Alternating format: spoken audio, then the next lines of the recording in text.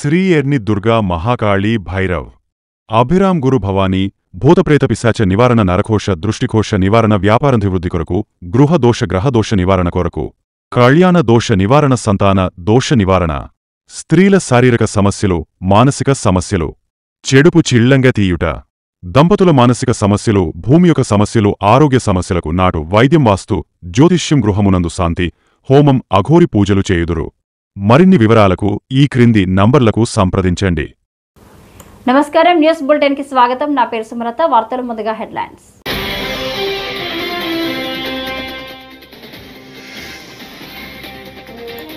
విశాఖలో మహిళా రక్షణకు కలిసికట్టుగా అనే కార్యక్రమాన్ని ప్రారంభించిన హోంమంత్రి అనిత.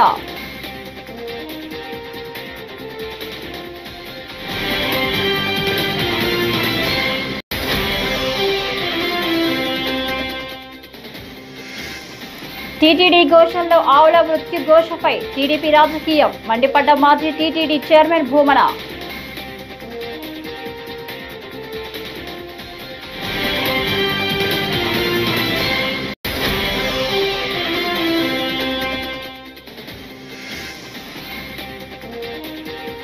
గోవులు చనిపోతుంటే పవన్ స్పందించడం లేదని రోజా మండిపాటు.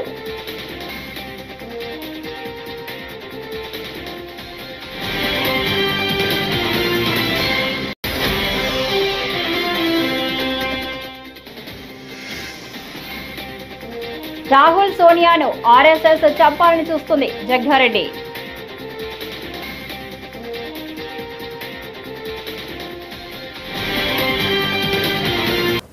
ఇక డీటెయిల్స్ చూస్తే, ఫోక్సో కేసులో 60% మంది నిందితులు 18 ఏళ్లలోపు వారేనని, 20 ఏళ్లలోపు వారు 20% మంది ఉన్నారని హోంమంత్రి వంగలపూడి అనిత చెప్పారు.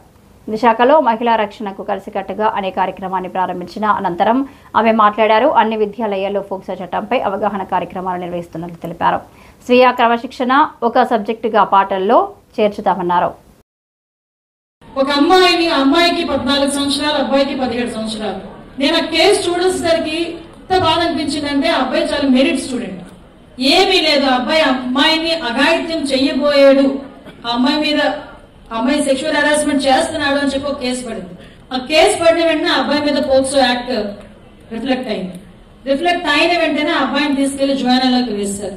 ఎన్నో సంవత్సరాలు పడుతుంది. ఏముంది, బెయిల్ నుంచి బయటకు వస్తాడు, తర్వాత వాడు పనాడు చేసుకుంటాడు, ఎప్పుడుకో అవుతుందిలే ఈ శిక్ష, అప్పుడు మన పెద్దవాళ్ళైపోయి అందరూ మర్చిపోతారులే అని మీరు అనుకుంటారు. కానీ ఈ రోజులు అలా లేవు. పోక్సో కేసులకి ప్రతి ఒక్క జిల్లాలోని కూడా స్పెషల్ కోర్ట్స్ నడుస్తున్నాయి, స్పెషల్ జడ్జెస్ ఉన్నారు. ఒక్కసారి పోక్సో కేసు పడింది అన్న తర్వాత వారికి జీవిత ఖైదు, 25 సంవత్సరాల జీవిత ఖైదు. ఒక్కొక్కసారి అబ్బాయి చేసిన ఎఫెన్స్ బట్టి 2 times ఆఫ్ జీవిత ఖైదు. ఒక్కొక్కసారి 20 సంవత్సరాలు, 25 సంవత్సరాలు. నీకున్న 17 సంవత్సరాలకి ఇంకో 27 సంవత్సరాలు, 25 సంవత్సరాలు అంటే ఆల్మోస్ట్ మిడిల్ ఏజ్ వచ్చేటంత వరకు కూడా నువ్వు జైల్లో మగ్గిపోతే, నీ మీద ఎన్నో ఆశలు పెట్టుకుని బతుకుతున్న నీ తల్లిదండ్రుల పరిస్థితి ఏంటి, అన్నయ్య అని చెప్పి 10 మందికి చూపించుకునే నీ చెల్లి పరిస్థితి ఏంటి? ఒక్కసారి ఆలోచించండి. కుటుంబం తాలూకు ఆలోచన తీరేలా ఉంటుందో ఆలోచించండి. నేను ఇది మిమ్మల్ని భయపెట్టడానికో లేకపోతే ఏదో జరిగిపోతుందని చెప్పడానికో కాదు. వన్స్ ఒక్కసారి అటువంటి సెక్షువల్ హెరాస్మెంట్ కేసు కానీ, పోక్సో కేసు కానీ, నిర్భయ కేసు కానీ, ఎందుకంటే ఇప్పుడు నేను తీసుకోవడానికి గల ప్రధానమైన కారణం ఏంటంటే, రీసెంట్ గా సిపి విజయవాడ ఒక అనాలిసిస్ చేశారు about POCSO act. POCSO act గురించి ఒక అనాలిసిస్ చేస్తే 20% ఆఫ్ అక్యూజ్డ్ బిలో 18 years అబ్బాయి. విక్టిమ్స్ అన్నవారు ఎలాగో లోపల 18 years లోపలే ఉంటారు పోక్సో యాక్ట్ అయితే. 20%, మళ్ళా 59% ఆఫ్ అక్యూజ్డ్ ఏజ్ గ్రూప్ తెలుసా? 19 to 23 ఏజ్ గ్రూప్ వాళ్ళు 59%. అంటే అరౌండ్ 23 years లోపు ఉన్న వాళ్ళ దగ్గర చూసుకుంటే 80% అక్యూజ్డ్ అదే ఏజ్ గ్రూప్ వాళ్ళు ఉంటున్నారు. వాళ్ళ ఏజ్ లోని కనుక వాళ్ళకి ఒక్కసారి శిక్ష పడి ఒక్కసారి జైల్లోకి వెళ్ళి బయటకు వస్తే వాళ్ళ భవిష్యత్ ఏంటనేది ఒక్కసారి ఆలోచన చేసుకోవాల్సిన అవసరం ఇక్కడున్న ప్రతి ఒక్కరికి మీకు ఉంది, మిమ్మల్ని టీచ్ చేసే టీచర్స్ కి కూడా ఉంది, మిమ్మల్ని గార్డ్ చేసే మాకు కూడా ఉంది. ఇదే యాక్ట్ ఇందాక నేను చూసి మా వాళ్ళని అడిగాను, అసలు పోక్సో యాక్ట్ ఎన్ని చట్టాలు ఉన్నాయా అంటే నాకు ఒక 3 pages లిస్ట్ ఇచ్చారు. అంటే ఇన్ని చట్టాలు ఉన్నాయి. పోక్సో సంబంధించిన యాక్ట్ లో అమ్మాయి ఒంటి మీద చేయేస్తే అమ్మాయి నన్ను సెక్షువల్ హెరాస్ చేసేయడం ఒక మాట చెప్తే చాలు మీరు లోపలికి వెళ్ళిపోతారు. నాకు ఒక్కసారి అనిపిస్తుంటది, నేను చిన్నప్పుడు నేను చదువుకునే ఏజ్ లో హ్యాపీగా నైట్ 8 o'clock కూడా ట్యూషన్కి వెళ్ళి ట్యూషన్ నుంచి సేఫ్ గా మేము ఇంటికి వచ్చేవాళ్ళం. కానీ ఈ రోజు 6 గంటల టైంలో ఒక ఆడపిల్ల ఇంటికి పంపించాలంటే అమ్మ వెళ్తున్నా, అమ్మ ఆటో ఎక్కాను, అమ్మ దిగానని చెప్పి లైవ్ లొకేషన్ పెట్టండి అని చెప్తాం. మీరు నమ్ముతారా? ఈ రోజుకి కూడా ఇస్ హోమ్ మినిస్టర్ మా అబ్బాయి ఆర్కిటెక్చర్ 4th ఇయర్ చదువుతున్నాడు, వాడిని బెంగళూరు పంపించేటప్పుడు ఒకరిని పంపించేటప్పుడు, కానీ మా అమ్మాయి +2 చదువుతుంది, అమ్మాయి స్కూల్కి వెళ్ళేటప్పుడు ఆ ఇచ్చిన డ్రైవర్కి లైవ్ లొకేషన్ పెట్టమంటాను, అమ్మాయి లైవ్ లొకేషన్ పెట్టుకుంటాను. అంటే పరిస్థితి అలా, సిచ్యువేషన్స్ అలా వచ్చేసినాయి. కరెక్ట్ గా 20 years 30 years బ్యాక్ ఏమీ కాకుండా ఇంటికి సేఫ్ గా వచ్చాము. అలాంటి ఎందుకు ఈ పొజిషన్స్ అంటే అన్నెసరీ థింగ్స్ మన కళ్ళ ముందుకు వస్తున్నాయి, మనకి లేని ఆలోచనలు మనకు మైండ్ లోకి వెళ్తున్నాయి. టీటీడీ గోశాలలో గోవుల మరణాలపై టీడీపీ రాజకీయం చేస్తుందని మాజీ టీటీడీ చైర్మన్ భూమన కరుణాకర్ రెడ్డి మండిపడ్డారు. తిరుపతి క్యాంప్ కార్యాలయంలో మీడియాతో మాట్లాడుతూ గోవుల మృతిని నిరూపిస్తారా అని టీడీపీ రాష్ట్ర అధ్యక్షుడు పల్లా శ్రీనివాసరావు విసిరిన సవాల్ను స్వీకరించి గోశాలకు వెళుతున్న తనను పోలీసులతో బయటకు రానివ్వకుండా గృహ నిర్బంధం చేశారని ఆగ్రహం వ్యక్తం చేశారు. మరోవైపు సవాల్ చేసిన పల్లా శ్రీనివాసరావు తోక ముడిచి పత్తా లేకుండా పోయారని అన్నారు. భూమన కరుణాకర్ రెడ్డి, మీ కౌంట్ డౌన్ ప్రారంభం. రేపు ఉదయం 10 గంటలకు తిరుమల గోశాలకు రండి, తేల్చుకుందామని ఆయన చెప్పటం జరిగింది. దానికి సమాధానంగా నేను పల్లా శ్రీనివాసరావు గారు, మీరు పంపినటువంటి సందేశం నాకు అందింది, నేను ఖచ్చితంగా వస్తున్నా, మీ ఛాలెంజ్ని స్వీకరిస్తున్నా. కాకపోతే మీరు తిరుమల గోశాలకు రమ్మన్నారు, తిరుమల గోశాలకు వచ్చి చేసేది ఏమీ లేదు, ఏ గోశాలకు రావాలనో కూడా తెలియనటువంటి అజ్ఞానంలో ఒక రాష్ట్ర పార్టీ అధ్యక్షుడు, అది కూడా ప్రభుత్వంలో ఉన్నటువంటి వ్యక్తి ఈ రకంగా ట్విట్టర్లో పెట్టడం అన్నది భావ్యం కాదు. అలాగే గోశాలకు వస్తే ఇప్పుడు బ్రతికున్న గోవులు కనపడతాయి, చనిపోయిన గోవులు కనపడవు. చనిపోయిన గోవులు సంఖ్య తెలియాలి అంటే పాతి పెట్టబడ్డటువంటి ఆ స్థలాలలో తొవ్వి తీయాలా, కనుక నేను వస్తున్నా అని నేను చెప్పా. ఈ రోజున రాత్రి అర్ధరాత్రి నుంచే మాకు సంబంధించినటువంటి నాయకులను, మా మేయర్ దగ్గర నుంచి కార్పొరేటర్లని, ముఖ్యమైనటువంటి నాయకులను, కార్యకర్తల్ని అందరినీ కూడా హౌస్ అరెస్ట్ చేసినారు. ఛాలెంజ్ విసిరినటువంటి ప్రభుత్వం చేసిన నిర్వాకం ఇది. రాత్రి నుంచే నా ఇంటిని పూర్తిగా పోలీసు వాళ్ళు తమ అధీనంలోకి తీసుకున్నారు. దాదాపు 50 మంది పోలీసులకు పైగా, అందులో 3 సిఐ స్థాయి అధికారులు, చంద్రగిరి డిఎస్పీ గారు కూడా నాకు తెలిసి ఉదయం నుంచి వాళ్ళు నా దగ్గరే ఉన్నారు. మీరు ఎక్కడికి బయటికి వెళ్ళటానికి లేదు సార్ అని. నేను ఆ ఛాలెంజ్ని స్వీకరించి నిజ నిరూపణకు నేను బయలుదేరితే నన్ను బయటికి పంపించలేదు. సరిగ్గా వాళ్ళు అవతల పార్టీకి సంబంధించినటువంటి వాళ్ళు, ప్రభుత్వ ప్రతినిధులు ఎవరో వచ్చినారు అని తెలిసి నేను ఇంటి నుంచి బయలుదేరా. నా పెద్దలైనటువంటి పూర్వ మాజీ ఉప ముఖ్యమంత్రి నారాయణ స్వామి గారు, అలాగే పూర్వ మంత్రి శ్రీమతి రోజా గారు, నా తమ్ముడైన పార్లమెంటు సభ్యులు గురుమూర్తి గారు, అలాగే మీకు మీ అన్నకు పదవులు ప్యాకేజీలు ఇస్తే చాలా, మీ నోరు పెగలదా అంటూ డిప్యూటీ సీఎం పవన్ కళ్యాణ్పై వైసీపీ నాయకురాలు మాజీ మంత్రి రోజా మండిపడ్డారు. సనాతన ధర్మం గురించి మాట్లాడే మీరు ఈ రోజు తిరుమలలో ఎన్నో అపచారాలు, ఘోరాలు జరుగుతున్నా ఎందుకు మాట్లాడడం లేదని ప్రశ్నించారు. ప్రభుత్వాన్ని ఎందుకు నిలదీయడం లేదని ఆగ్రహం వ్యక్తం చేశారు.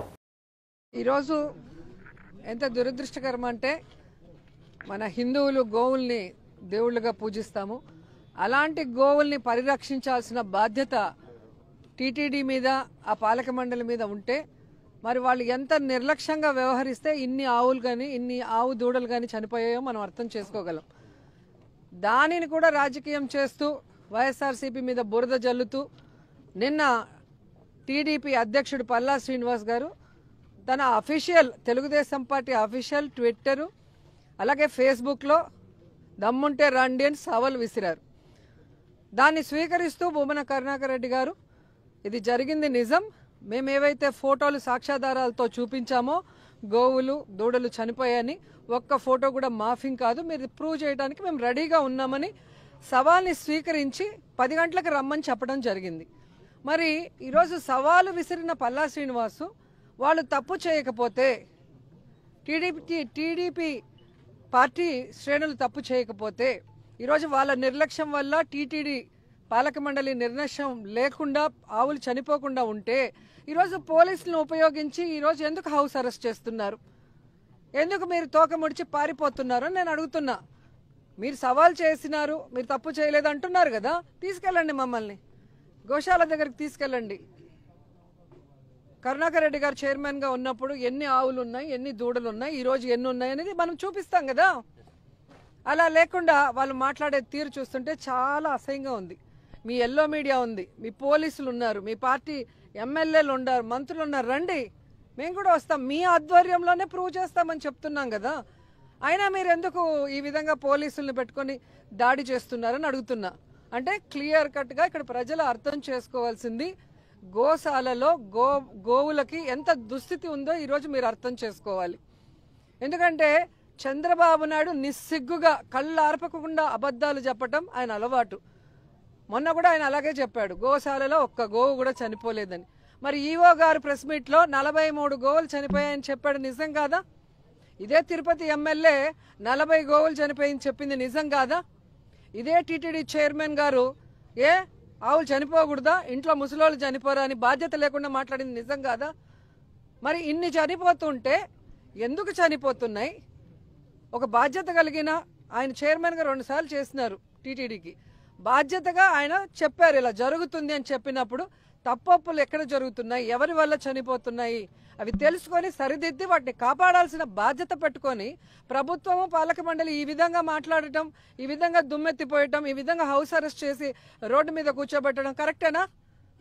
ఇదే మేము చేస్తుంటే వాళ్ళని ఈరోజు పవన్ కళ్యాణ్ కూడా సూటిగా అడుగుతున్నాను, సనాతన ధర్మం అంటున్నారు. కాంగ్రెస్ వర్కింగ్ ప్రెసిడెంట్ జగ్గారెడ్డి వివాదాస్పద ఆరోపణలు చేశారు. సోనియా రాహుల్ గాంధీలను ఆర్ఎస్ఎస్ రాజకీయాల్లో ముందు నుంచి ధైర్యంగా ఎదుర్కోలేక వెనుక నుంచి చంపాలని చూస్తుందని అన్నారు. కేంద్రంలోని మోడీ అమిత్ షా విలువలు లేని రాజకీయం చేస్తున్నారని, ఒక్కరోజు కుర్చీ విడవని మీరా త్యాగాలు చేసిన కుటుంబంపై మాట్లాడేదని మండిపడ్డారు. సోనియా రాహుల్ గాంధీలకు దేశ ప్రజలు అండగా ఉన్నారని జగ్గారెడ్డి తెలిపారు. ఈ రోజు సోనియా గాంధీ రాహుల్ గాంధీ గారిని ముందు నుంచి కొట్లాడలేక వెనుక నుంచి పొడిచి చంపాలని చూస్తున్నది రాజకీయంగా అని కాంగ్రెస్ పార్టీ చాలా స్పష్టంగా తెలియజేస్తుంది.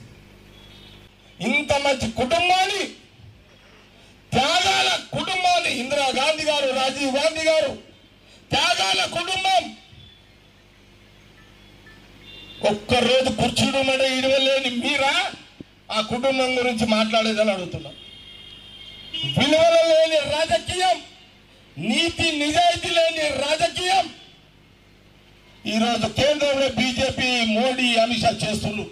ఇది దేశ ప్రజలు, రాష్ట్ర ప్రజలు గమనించాలి.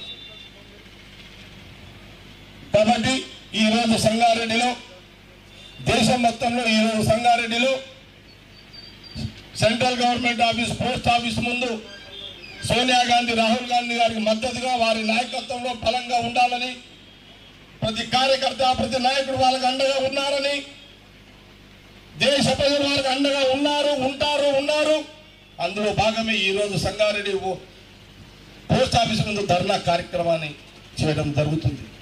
యాంకర్ ప్రదీప్, దీపిక పిల్లి జంటగా నటించిన చిత్రం అక్కడ అమ్మాయి ఇక్కడ అబ్బాయి ఏప్రిల్ 11న విడుదలైన ఈ సినిమాకు ప్రేక్షకుల నుంచి మంచి స్పందన లభిస్తుంది. సినిమా విజయం సాధించిన నేపథ్యంలో ప్రదీప్, దీపిక చిత్ర బృందంతో కలిసి తిరుపతిలోని థియేటర్లో సందడి చేశారు. సినిమాను విజయవంతం చేసిన ప్రేక్షకులకు వారు కృతజ్ఞతలు తెలిపారు.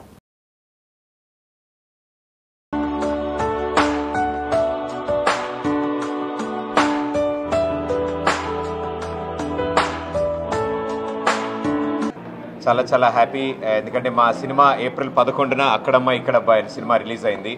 అండ్ రిలీజ్ అయిన ఈ 4-5 రోజులుగా ప్రతి చోట అద్భుతమైన స్పందన. మా అందరికీ ఆనందకరమైన విషయం ఏంటంటే చాలా రోజుల తర్వాత ఫ్యామిలీ ఆడియన్స్ థియేటర్కి వచ్చి మనసారా నవ్వుకుంటున్నారు, హ్యాపీగా ఎంజాయ్ చేస్తున్నారు ఈ సినిమాని. థియేటర్ నుంచి బయటకు వచ్చిన ప్రతి ఒక్కరు చెప్తుంటే మా అందరికీ చాలా ఆనందంగా ఉంది. సో ఈ ఆనందాన్ని మేము ప్రత్యక్షంగా చూడాలి అండ్ వాళ్ళందరూ ఎలా ఆనందిస్తున్నారు, ఈ సినిమాని ఎలా ఎంజాయ్ చేస్తున్నారో చూద్దామని ప్రతి ఊరు రావడం జరుగుతోంది. అండ్ ఈరోజు మన అద్భుతమైన తిరుపతికి రావడం జరిగింది. సో స్వామివారి సన్నిధానంలో ఉన్న ఈ అద్భుతమైన మా ఈ థియేటర్లో ఇంతమంది ప్రేక్షకులు వచ్చి ఈ సినిమా చూస్తున్నారు. మేము ఎక్కడి నుంచో ఉండి వాళ్ళకి థ్యాంక్స్ చెప్పడం కాదు, వాళ్ళ ఊరు వచ్చి వాళ్ళ థియేటర్లో మా సినిమా చూస్తున్న వాళ్ళందరికీ థ్యాంక్స్ చెప్పాలనిపించింది మాకు. సో మా అక్కడమ్మాయి ఇక్కడ అబ్బాయి అనే సినిమా ఈరోజు ఇంత సక్సెస్ఫుల్గా రన్ అవుతుందంటే దానికి కారణం ప్రేక్షకులు. సో అందుకే అన్ని చోట్ల ఆల్రెడీ మా వాళ్ళు జనం మెచ్చిన సినిమా అని దీనికి ట్యాగ్ ఇచ్చినారు. సో ఆ ట్యాగ్ ఇచ్చిన వాళ్ళందరికీ చాలా చాలా థ్యాంక్స్. అండ్ ఈరోజు ఇంతమంది రెస్పాండ్ అవుతున్నారు ఈ సినిమాకి అండ్ వాళ్ళు చూడడమే కాదు వాళ్ళ ఫ్రెండ్స్కి ఫ్యామిలీ మెంబర్స్కి కూడా చెప్తున్నారు మంచి సినిమా ఉందని. సో అంతకంటే హెల్ప్ ఇంకేం లేదు మా సినిమాకి. సో అలా హెల్ప్ చేస్తున్న వాళ్ళు, సపోర్ట్ చేస్తున్న వాళ్ళందరికీ, ఎందుకంటే ప్రేక్షకులు చూసి చప్పట్లు కొట్టి ఇళ్ళలేస్తే అవే మాకు రివ్యూలు, అవే మాకు రేటింగ్లు.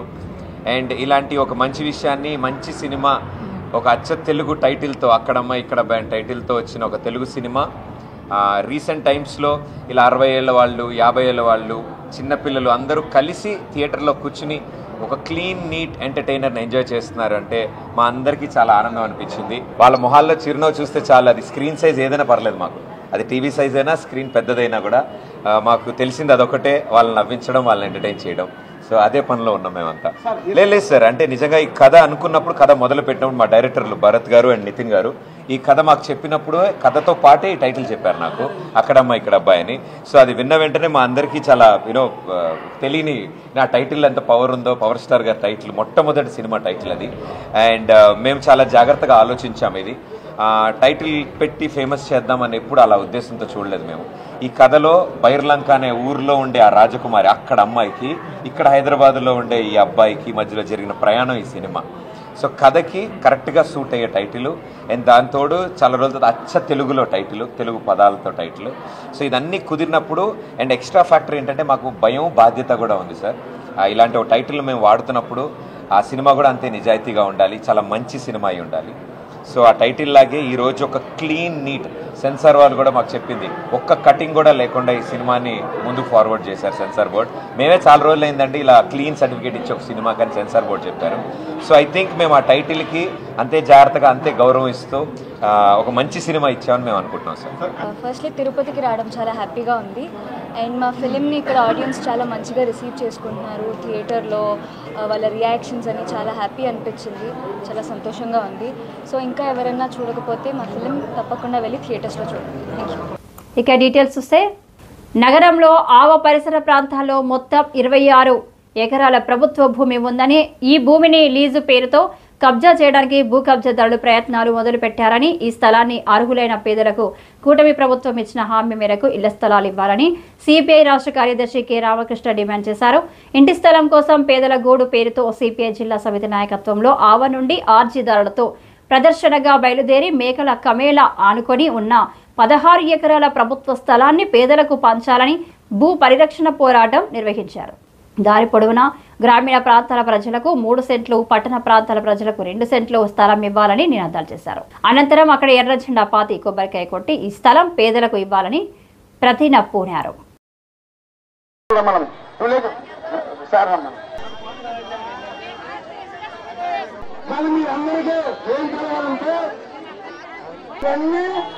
దేవస్థానం భూమి, ఈ భూమి అందరికీ పేద, ఈ అదిలో కాపాడుతున్నా అక్కడ 10 ఎకరాలు ఉంది.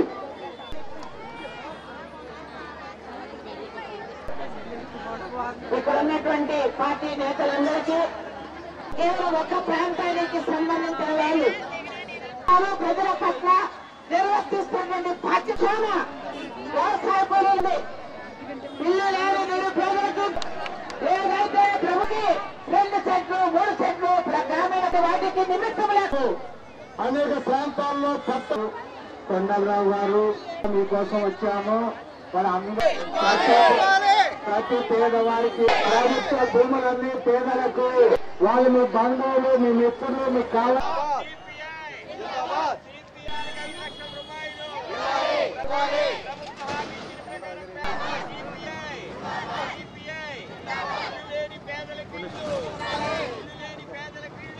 మరి రాజమండ్రిలో ఒక ప్రత్యేకమైన పరిస్థితి. దాదాపు 12 ఎకరాలకు చోట, 16 ఎకరాలకు చోట మొత్తం 28 ఎకరాలు కబ్జా చేయడానికి ప్రయత్నాలు జరుగుతూ ఉన్నాయని చెప్పి మా వారి దృష్టికి వచ్చాయి. మేము ప్రభుత్వాన్ని కోరేదేమంటే ఇక్కడున్న ఈ ల్యాండ్ అంతా కూడా పేదవాళ్ళకి ఇస్తే ప్రభుత్వానికి కూడా మంచి పేరు వస్తుంది, పేదలకు కూడా న్యాయం జరుగుతుంది. ఎందుకంటే మీరు ఎక్కడో 30-40 కిలోమీటర్ల అవతల వాళ్ళకి ఇళ్ల స్థలాలు ఇస్తే పాపం వాళ్ళు రోజు కూడా కష్టం చేసుకుని బతికే వాళ్ళు అంత దూరం పోయి రావాలంటే కూడా వాళ్ళకి ఇబ్బందులు ఉంటాయి. కాబట్టి ఇక్కడ ఎలాగూ 28 ఎకరాల ల్యాండ్ ఉంది కాబట్టి మీరు ఇక్కడ ఇళ్ల నిర్మాణం చేపడితే అందరికి కూడా మేలు జరగడానికి కూడా అవకాశం ఉంది. ఆ రకంగా దీన్ని చేయాలని చెప్పి కూడా ప్రభుత్వాన్ని కోరుతా ఉన్నాం. అందుకుగానే ప్రభుత్వ దృష్టికి తేవడానికి ఇవాళ ఈ కార్యక్రమాన్ని చేపట్టాం. 10 నెలల కాలంలో చంద్రబాబు 90,000 కోట్ల అప్పులు చేశారని మాజీ ఎంపీ వైసీపీ రాష్ట్ర అధికార ప్రతినిధి మార్గాని భరత్రాం విమర్శించారు. అప్పుల గురించి గత ప్రభుత్వంపై అనేక ఆరోపణలు చేసి శ్రీలంకలా మారుతుందన్న చంద్రబాబు ఇప్పుడు ఏం సమాధానం చెబుతారని ప్రశ్నించారు. వైఎస్ఆర్ కాంగ్రెస్ పార్టీ సిటీ కార్యాలయంలో గురువారం జరిగిన మీడియా సమావేశంలో ఆయన మాట్లాడుతూ సంపద సృష్టిస్తాం, పథకాలు అమలు చేస్తామని చెప్పి అధికారంలోకి వచ్చి వారం వారం అప్పులు చేస్తున్నారని విమర్శించారు. సంపద సృష్టి ఎక్కడికి పోయిందని ఆయన నిలదీశారు. గత ప్రభుత్వం హయాంలో జీఎస్టీ పెరుగుతూ వచ్చేదని ఆయన అన్నారు. ఇప్పుడు వ్యాపారాలు లేక వ్యాపారాలు విలవిలాడుతున్నారని చంద్రబాబు నమ్మామంటే పులి నోట్లో తలపెట్టినట్టేనని జగన్మోహన్ రెడ్డి చెప్పారని, ఇప్పుడు అదే జరుగుతుందని భరత్ అన్నారు.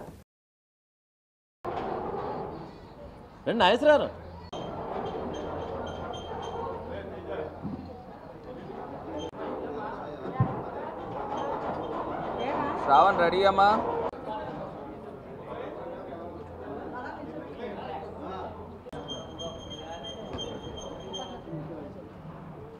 ఏంటి గౌతమి నిర్లక్ష్యం చేయట్లేదా?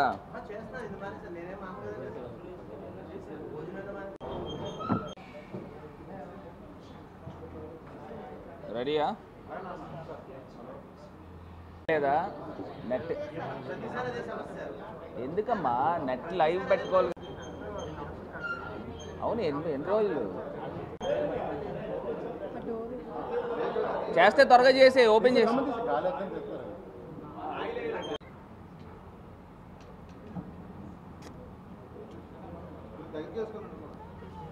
చంద్రబాబు నాయుడు గారు డైరెక్ట్గా అబద్ధం ఆడేస్తున్నారు. గోశాలలో గోవులు చనిపోకపోయినా చనిపోయినాయి అని చెప్తా ఉన్నారు. ఆయనకు బాధ కలిగిందంట, జగన్మోహన్ రెడ్డి గారికి బాధ కలిగింది. మరి బాధ కలగదండి? నాకు అర్థం కావట్లా. మరి సనాతన ధర్మం ఏమైపోయిందని అడుగుతా ఉన్నా. సాక్షాత్తు ఎక్కడో కాదు, తిరుమల తిరుపతి దేవస్థానం మెయింటైన్ చేసే గోశాల అంటారు. ఏ జబ్బులు చేయవా, చనిపోవా అంటే ఇలాగ 100ల కొద్ది గోవులు చనిపోతాయండి ఎక్కడైనా? మాకు తెలియదండి గోశాలలో ఎలా చనిపోతాయో. వృద్ధాప్యంలో ఉంటే ఇదిగోండి ఈ తాలూకా పరిస్థితులు కనబడుతున్నాయి. ఒకసారి పెట్టమ్మా, అన్నీ ఒకసారి అలా పెట్టు. ఇది అక్కడ ఉన్న గోవుల పరిస్థితి. అక్కడ కరెక్ట్గా గోశాలలో జరిగిన ఫొటోసే, తీసిన ఫొటోసే.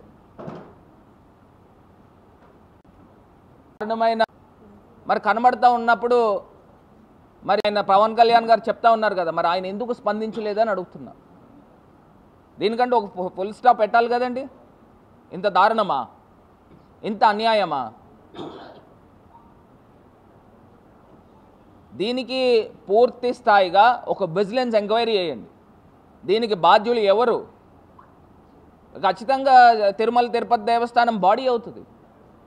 చైర్మన్తో పాటు అక్కడ ఉన్న సభ్యులందరూ అవుతారు, దాంతోపాటు ఈవో కూడా అవుతాడు. ఇక్కడ రాజమహేంద్రవరం వేదికగానే చెప్తా ఉన్నాం, ఆయన ఇదే గ్రామాన్ని, ఇదే నగరానికి సంబంధించిన మహోన్నతమైన వ్యక్తి, సంఘ సంస్కర్త. కోటిపల్లి బస్టాండ్లో ఇదే కందుకూరి వీరేశలింగం పంతులు గారి యొక్క విగ్రహం ఉండేది సెంటర్లో. మకటం లేని మహారాజులాగా సెంటర్లో కూర్చునేవాడు. ఈ వార్తలు ఇంతటితో సమాప్తం. నమస్కారం.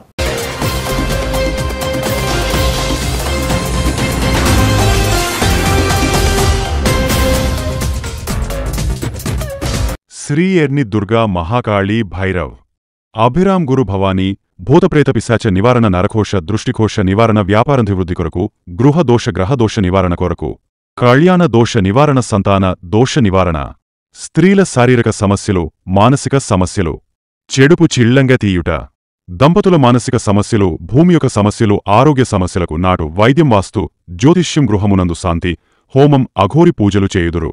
మరిన్ని వివరాలకు ఈ క్రింది నంబర్లకు సంప్రదించండి.